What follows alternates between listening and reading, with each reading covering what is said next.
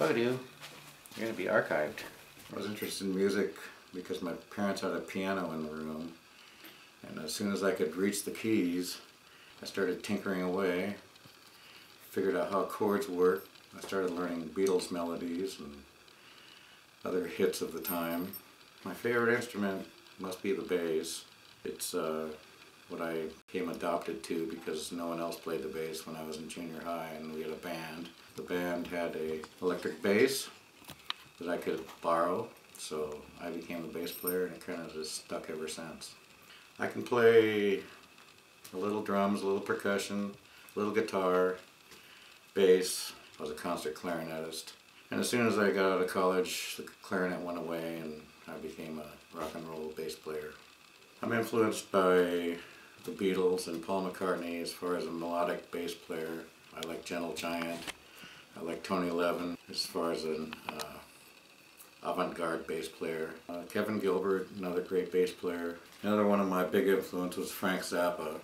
I've been in a few bands. Hannah, Madonna. Before Madonna was Madonna, we had a band called Madonna. Standing Room Only. I was in a band in the 70s called Secret City, and we played all the venues in Hollywood, and Starwood, and Gazzarri's, and Whiskey A Go Go, and those places. And then we faded away and got back together 5 years ago for a reunion thing and played Mozambique and Huntington Beach, Laguna Beach. All the old people that used to come and see us in high school came back. It was weird. Had a lot of fun. Felt like a big shot. Had our own backstage room and vegetables and dips and stuff like that. My best friend Dave Hauser and I started a studio back in a long time ago. We started in the closet of his parents' house with a 4-track tape recorder and slowly built it up to a full-on MIDI studio, hundreds of tracks in West Hollywood, and recorded all kinds of people.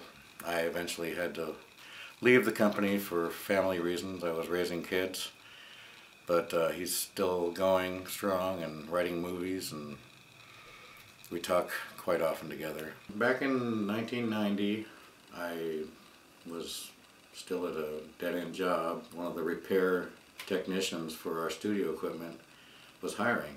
My best friend Dave Hauser told me about it. I went down and interviewed and got the job, and so for the next 8 years I repaired recording equipment and musical equipment and got to meet all kinds of famous people.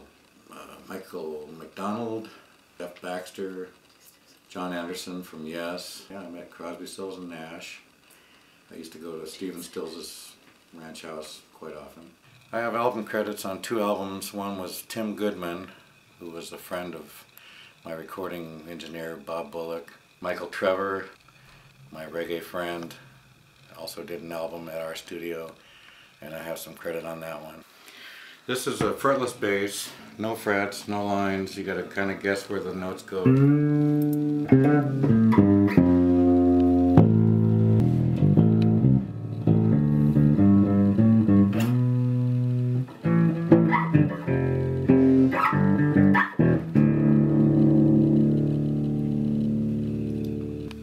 I want to encourage anyone who's interested in music to pursue it, because music will save the world. It's the only thing that's going to get us out of this mess. Come home and go bink, bink, bink, bink, bink. I like that. Now another one. Bink, bink, bink, bink, bink. I like that better.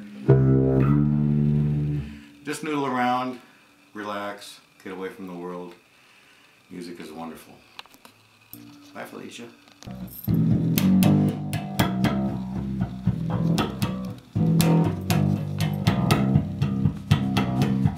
Sometimes you have to play softly with soft fingers. Other times you need an iron hand. I have a favorite of mine here.